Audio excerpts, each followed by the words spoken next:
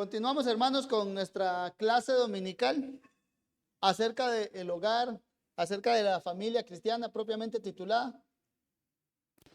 En los días anteriores estuvimos viendo lo que dijimos que era como una introducción a la temática, y propiamente la introducción era para el punto de partida era del origen de la familia. Y estuvimos viendo entonces en cuanto al origen de la familia, sobre todo algunas características. Uno, que la familia, un breve repaso, inició con un matrimonio y ahí entonces partimos a lo que podemos decirlo así como abrir un poco el árbol del matrimonio y ahí ver algunas características esenciales que la Biblia describe del mismo. Uno, que era una iniciativa divina. Por ejemplo, vimos también que el mismo fue creado por Dios como una solución a la primera problemática humana, la cual era la soledad. También vimos que en sí el matrimonio, Dios lo creó con un enfoque de dar felicidad a los cónyuges. Eso reflejado dijimos en el cántico que hizo Adán cuando vio a Eva, que lo hizo maravillado y decía como, wow, esto es hueso de mis huesos, carne de mi carne. También estuvimos viendo que el matrimonio es una relación prioritaria, que de todas las relaciones, la máxima es la relación con Dios y seguida entonces ya viene la relación matrimonial y después de esa, todas están en un plano secundario. Y vimos dos más que eran que el matrimonio es una relación de por vida y después es una relación de total confianza. Ahora vamos a entrar como a la segunda sección de esta serie de escuela dominical, y la segunda sección va a tratar sobre cómo se desenvuelve o cómo la Biblia nos enseña que se debe desenvolver el compañerismo dentro de la familia cristiana o dentro de un hogar, como la Biblia lo manda, veámoslo así. Entonces, esta segunda parte la titulé Hogar y Compañerismo. Una de las cosas que vimos la semana pasada veámoslo así, una de las proposiciones básicas que estuvimos viendo era que Dios creó al hombre y a la mujer con una necesidad natural, y la necesidad natural era el compañerismo. Y esto se basaba en: no es bueno que el hombre esté solo, en Génesis 2:18. Vamos a estar ahí cerca en los capítulos 2 y 3 de Génesis, en su mayoría creo. Entonces vayamos a repasar primeramente Génesis 2:18. Lo bueno de durar, creo que ya esta es la tercera semana que leemos este versículo a nivel un poco de exhortación, es que creo que ya podríamos casi que saberlo de memoria. Génesis 2:18 dice así: y dijo Jehová Dios, no es bueno que el hombre esté solo, le haré ayuda idónea para él. Con esto entonces tomamos de punto de partida que Dios puso la necesidad en el hombre, que no es bueno que esté solo, que para el plan de Dios, ¿de qué? De fructificar la tierra, de llenarla, de sojuzgarla. Eso es algo que se hace en compañerismo, particularmente el compañerismo de varón y hembra. El matrimonio, veámoslo así, es entonces la primera piedra que se coloca a la hora que se funda una familia. Desde el día, digámoslo así, desde una boda, que se da la boda en adelante, como tradicionalmente la conocemos, comienza lo que es ese vivir en familia. Y es ahí entonces donde vamos a partir para esta segunda lección, que es el hogar y el compañerismo. Vamos a partir entonces desde cómo se ven las relaciones, varón y hembra, o esposo y esposa, a cómo deben ir esas relaciones, padre, hijo, madre, hijo, y así, etcétera, conforme vamos a ir tratando de ampliar lo que la Biblia nos habla entonces en cuanto a la familia. Entonces, la vida en familia o ese compañerismo familiar, tengámoslo claro, inicia en el matrimonio. Ese es el punto de partida. Y algunos hermanos, leyéndolos, ellos siempre tenían una frase muy repetitiva, y era que la vida matrimonial, ellos decían, es todo un arte. ¿Y por qué? Decían, porque de este lado de la eternidad existe algo que todos conocemos que se llama pecado. Tanto esposo como esposa resulta que son pecadores. ¿Y qué pasa? Bueno, son dos pecadores que se comprometen a caminar juntos el uno al otro. Y el punto es, entonces, es una obra de arte ese compañerismo. ¿Por qué? Porque mi pecado va a chocar con mi cónyuge y el pecado de mi cónyuge va a chocar conmigo. Y van a haber entonces roces, van a haber cosas que yo no esté de acuerdo con lo que dice mi esposa, van a ver que mi esposa, ella no va a estar de acuerdo con cosas que el esposo haga o diga. Y por eso es que dicen estos hermanos, ok, si lo vemos desde este punto de vista, el relacionarse, ese compañerismo primario de esposo y esposa, es toda una obra de arte. ¿Por qué? Porque ellos lo resumían así. La vida familiar es el compañerismo de pecadores que están emparentados. Y para eso vamos a traer otra palabra a flote, otra temática. Y es como, titulémosla así, las buenas relaciones. Y en esta temática del compañerismo surge esa frase. Es una frase creo que muy común en nuestro hablar, ya sea buena relación o buenas relaciones. Y al punto que creo que casi que 100% seguro, 99.9% seguro, creo que todos deseamos tener una buena relación. Ya son anheladas por todos. ¿Por qué? Porque creo que nadie, así veámoslo, o casi nadie creo que quiere tener problemas con otra persona o nadie quiere problemas con otra persona, hasta el punto que la gente que, veámoslo así, caracterizada por problemática, siempre dice, no, yo no busco problemas, es que me buscan. Es como una frase, pero lo que siempre refleja eso es, yo no quiero problemas con nadie. Y de ahí entonces surge esta frase muy común, creo, el de las buenas relaciones. Todos deseamos tener buenas relaciones y mucho más en el contexto familiar. ¿Por qué? Porque es el hogar. Nadie quiere que el hogar sea una pelea de perros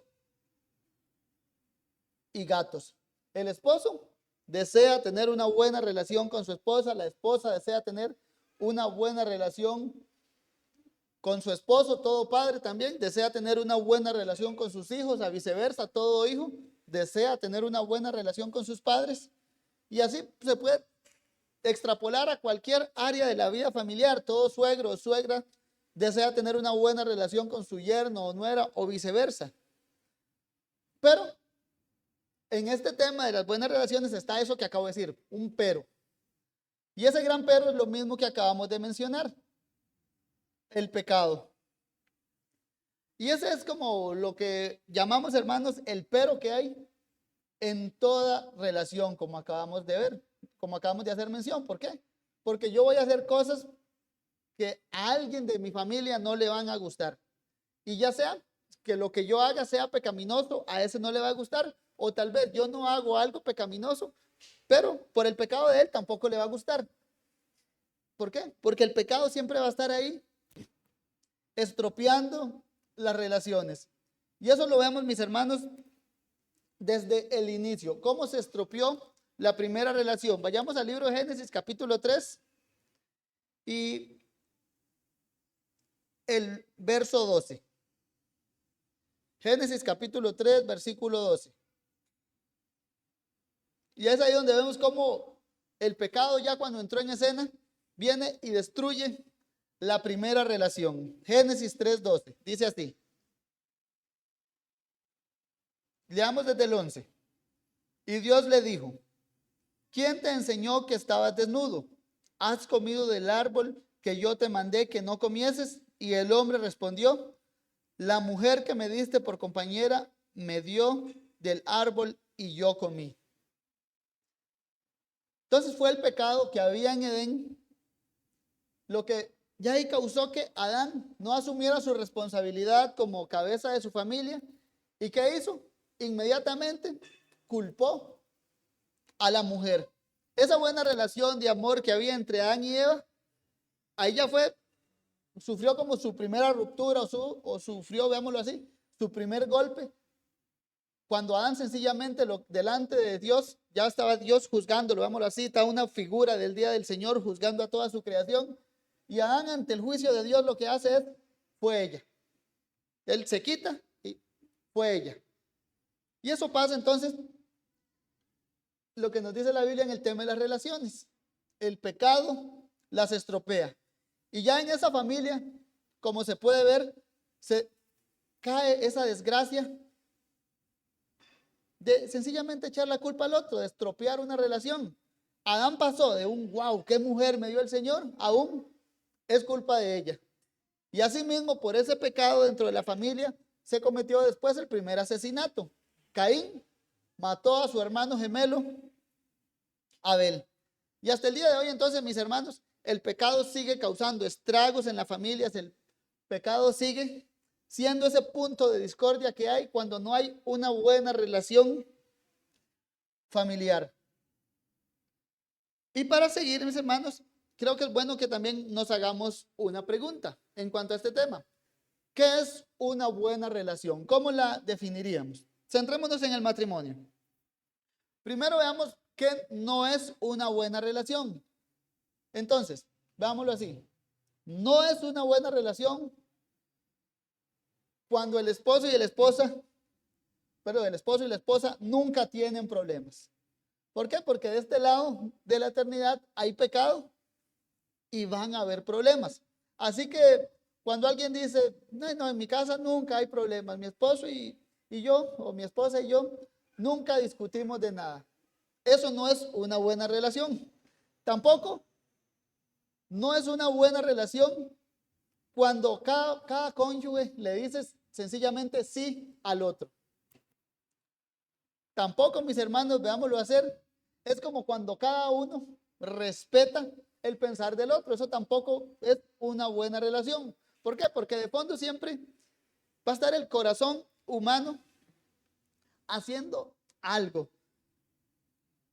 ¿Algo de qué? Sencillamente maquinando pecado, a pesar de que de labios se profese una cosa. Pero en cuanto a la hora de definir qué es una buena relación, creo que, mis hermanos, nosotros como cristianos tenemos la máxima para poder definir cualquier cosa, y es la Biblia. Y dentro de la Biblia está como una proposición que es la máxima en todo, que sin temor a equivocarnos podemos decir que eso es cuando queramos definir algo. Y es la máxima que hay en 1 Corintios 10:31. Si pues coméis o bebéis o hacéis otra cosa, hacedlo todo para la gloria de Dios. Entonces, ¿qué es una buena relación?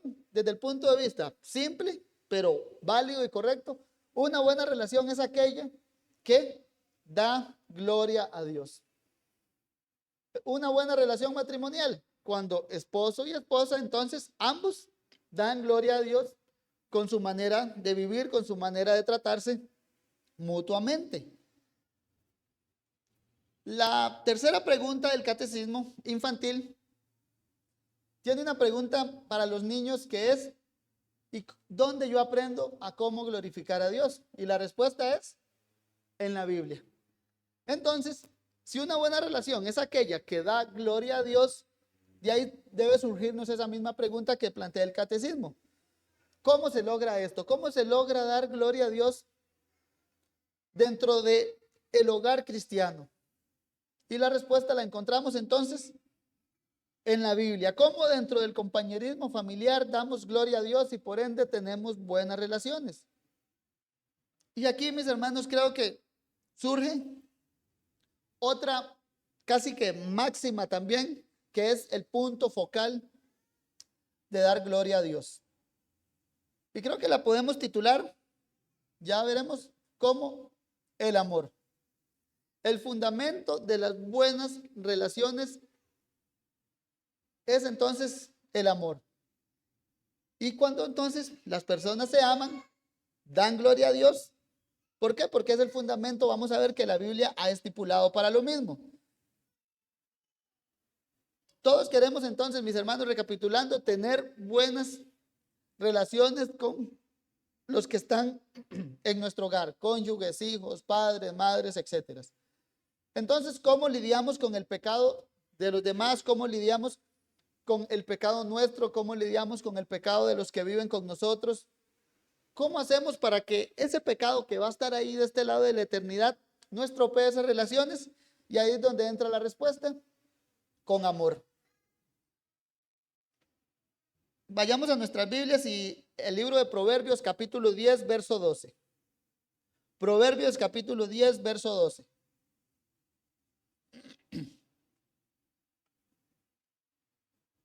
Proverbios capítulo 10, versículo 12.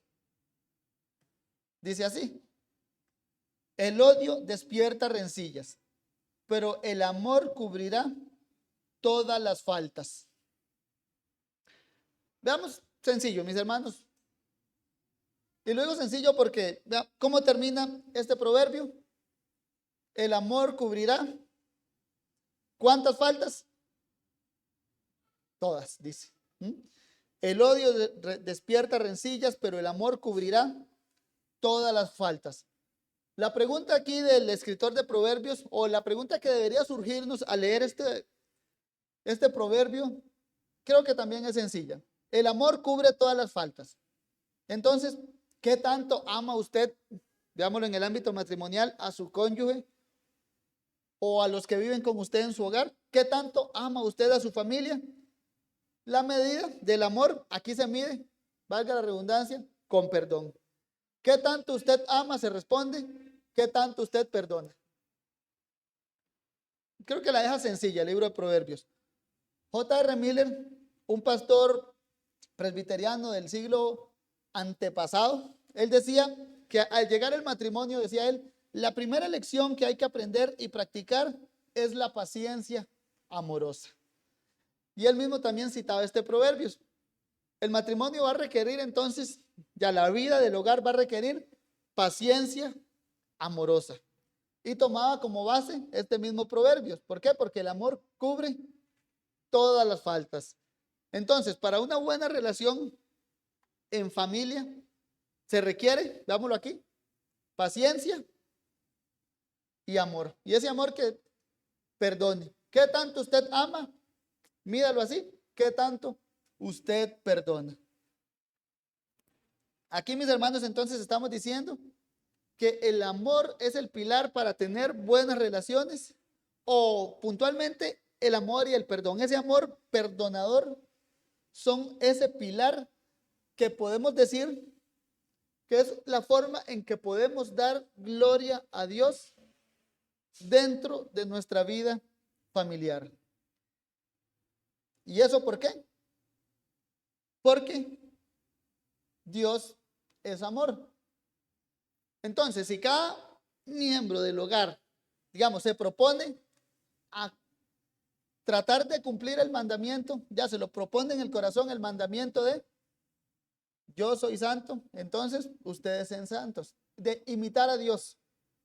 ¿Por qué? Somos imagen de Dios y por ende, una de las cosas que la semana pasada decíamos en cuanto a la imagen de Dios es, ¿quieren saber cómo es Dios? Vean cómo se comportan los que son la imagen de Dios. Entonces, ¿quieren saber cómo Dios ama y perdona? Vean cómo aman y perdonan los que son cristianos. Primera de Juan, capítulo 4, versículo 7, dice así: amados, amémonos unos a otros, porque el amor es de Dios. Todo aquel que ama es nacido de Dios y conoce a Dios. El que no ama no ha conocido a Dios, porque Dios es amor. Juan aquí la pone, creo que más clara todavía. Proverbio terminaba, el amor cubre todas las faltas. El que ama, perdona. Ahora el apóstol Juan la pone así: el que no ama no ha conocido a Dios, porque Dios es amor. Ya, el amor entonces de la vida familiar tiene un punto de partida y es Dios.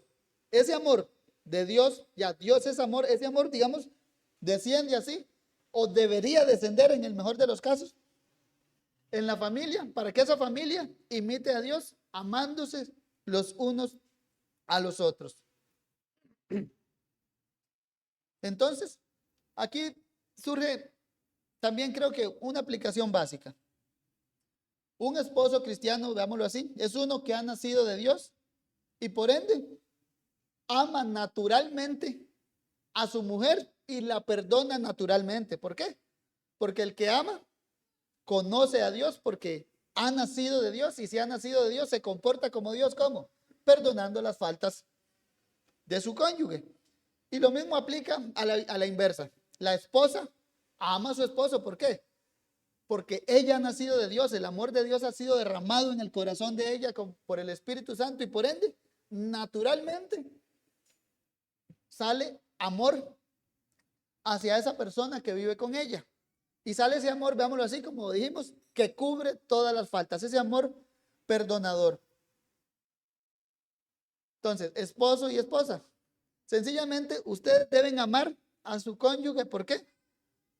Porque Dios es amor y porque esa naturaleza amorosa ha sido implantada en su corazón por el Evangelio. Si usted es creyente, ahí está, ese amor de Dios implantado en su corazón que sale a amar y perdonar. Ahora bien, si dijimos que la fuente de ese amor de la vida familiar proviene de Dios, ese amor, mis hermanos, no viene de otro lado, sino del Evangelio. Digamos, ese es el punto de partida para toda buena relación, a fin de cuentas, el Evangelio del Señor Jesucristo. ¿Por qué? Porque es la fuente del amor cristiano.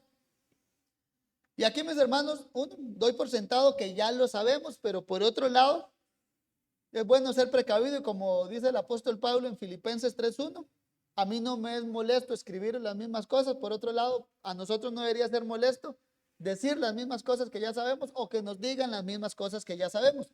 En este caso, repasemos brevemente el mensaje del Evangelio.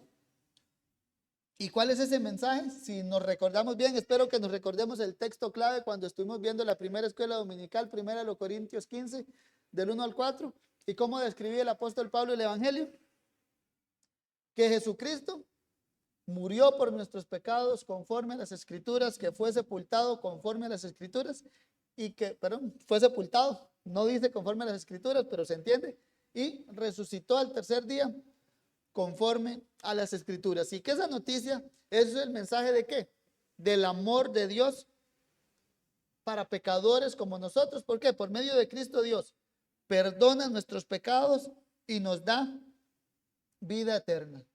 Y ahora, cuando los creyentes son receptores de esa buena noticia del Evangelio, o cuando el Espíritu Santo, por medio de esa noticia, aplica las bendiciones redentoras a los creyentes, una de esas bendiciones que por el Evangelio viene a los creyentes es amar.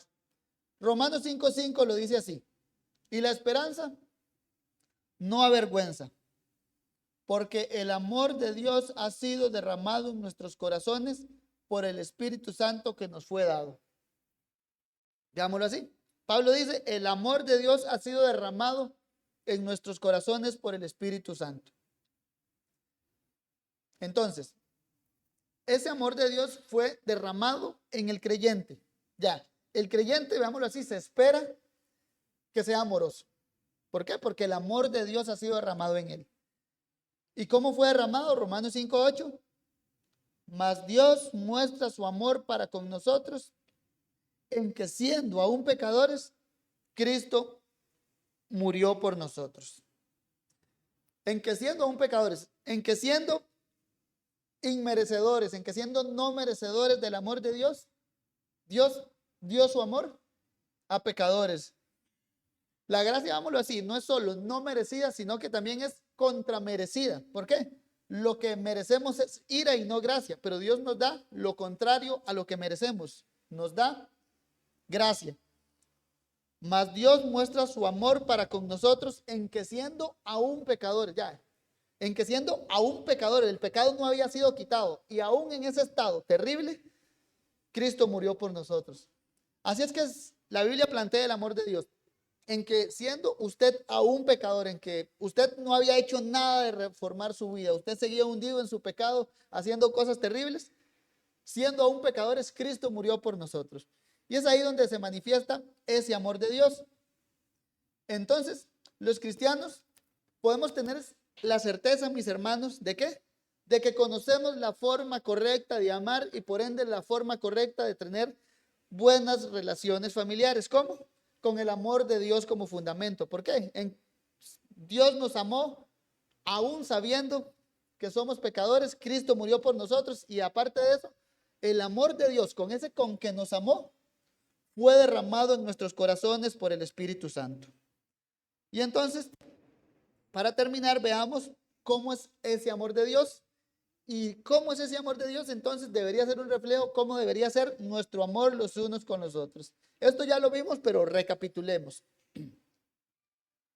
Ya que debemos amarnos mutuamente, entra esa definición de qué es el amor. Y el amor, mis hermanos, veámoslo así. La definición es Dios. Dios es amor, como lo dice la Biblia. Es un atributo de Él. El amor como tal es un atributo de Dios. No es que Dios tiene amor. No, es Dios en esencia es amor. Y porque Dios en esencia es amor, Él ama naturalmente. Es un atributo, una de esas perfecciones de Dios. Y se lo definimos de alguna manera, mis hermanos, podemos decir que el amor de Dios es, de hecho esta definición la tomo de la teología sistemática de Wayne Grudem, creo que es para mí de las que más se me ha grabado en la memoria, particularmente me encanta. Y él lo dice así: el amor es esa perfección de Dios por la cual Él se da a sí mismo, ¿para qué? Para beneficio de los pecadores. Quedémonos con esa definición de amor. El amor de Dios es ese atributo por el cual Dios se entrega a sí mismo para beneficiar a los demás. ¿Cómo vemos eso? Juan 3:16. Porque de tal manera amó Dios al mundo que ¿qué hizo? Que dio. Ya, amor entonces es dar. Y Dios da lo mejor. Se da a sí mismo. Dios, ¿y para qué se da a sí mismo? Veámoslo así. Para perdonar ahí mismo. Juan 3:16. De tal manera amó Dios al mundo que dio ¿quién? A su Hijo. ¿Para qué? Para que todo aquel que en Él crea no se pierda, mas tenga vida eterna. Entonces se espera que el matrimonio cristiano tenga este tipo de amor como fundamento. Un amor que sea una entrega el uno al otro. ¿Con qué? En la mira, con el beneficio. Dios se entrega a sí mismo para beneficiar a los demás. Entonces espera que el matrimonio cristiano, ese que es receptor de la gracia de Dios, esté cargado de ¿qué? De ese amor que se caracteriza por entregarse totalmente al otro con el fin de hacerle bien. Y eso es el reflejo claramente de ser la imagen de Dios. ¿Cómo es Dios? ¿Cómo ama Dios? Vean cómo se aman en los hogares cristianos. ¿Cómo se deberían amar? Entregándose a sí mismos su tiempo, su vida, todo lo que usted tiene, entréguelo a su hogar. ¿Para qué? Para procurar el bien de los demás. Y es ahí donde juntamos lo que yo llamo, mis hermanos, esos dos pilares del amor matrimonial. Es el amor, claramente. El amor es el pilar, pero de ese amor, veámoslo así, hay dos fuertes bases. Y son los pilares sobre los que creo debe descansar toda buena relación familiar, toda buena relación matrimonial. Y esos pilares son el amor como entrega total y sin reservas, y el amor, o veámoslo así, y el perdón como medida del amor. Juan 13:34 en cuanto al amor dice así: ese amor como entrega total y sin reservas, un mandamiento nuevo os doy, que os améis unos a otros como yo os he amado. ¿Cómo debemos amarnos en la vida familiar? ¿Cómo debemos amarnos en el hogar? Que os améis unos a otros como yo os he amado. Y particularmente en el hogar cristiano aplica más. ¿Por qué? Porque no solo somos cónyuges, no somos solo padres e hijos, sino somos hermanos. Un nuevo mandamiento os doy, que os améis como yo os he amado. Esposo, usted debe amar a su esposa como Cristo amó a sus discípulos. Esposa, usted debe amar a su esposo como Cristo amó a sus discípulos. Y particularmente al hombre se dirige también: así como Cristo amó a la iglesia y se entregó a sí mismo por ella, maridos, amad a vuestras mujeres. El amor que caracteriza entonces la vida familiar es esa total entrega y sin reservas para procurar el bien del otro. Tiene una medida y es como Cristo ama. Entonces, en una buena relación familiar, en una buena relación matrimonial, cada uno de los cónyuges, cada uno de los integrantes de ese hogar, por mandato divino debe entregarse a sí mismo voluntariamente para procurar el bien del otro. Entrega física, espiritual, emocional, de tiempo, ya es una entrega total de todo para que al otro le vaya bien. Y por otro lado, no olvidemos lo que vimos de Proverbios 10:12. El odio despierta rencillas, pero el amor cubrirá todas las faltas. El amor de Cristo por nosotros se mostró en eso, en perdonarnos nuestros pecados y dejarnos limpios.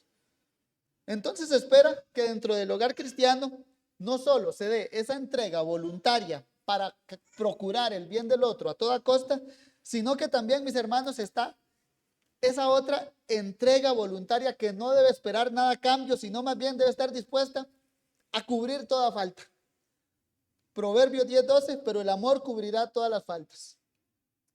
Y aquí no olvidemos la pregunta, ¿qué tanto amamos? Respóndase usted, ¿qué tanto perdona? ¿Qué tan perdonador es usted? Esa es la medida que usted ama a los que viven en su hogar. ¿Cubre usted las faltas de su cónyuge o saca de escena los trapos sucios siempre o de vez en cuando? ¿Qué tanto usted ama? ¿Qué tanto usted perdona? Y esto, mis hermanos, es para que vayamos poniendo las bases de lo que vimos hoy de buenas relaciones. La máxima es entonces, una buena relación es aquella que da gloria a Dios, y la forma en que una relación o una vida matrimonial, una vida de un hogar cristiano da gloria a Dios es amando como Dios, entregándose mutuamente para el bien del otro y perdonando las faltas del otro, considerándolo como un hermano que necesita de Cristo.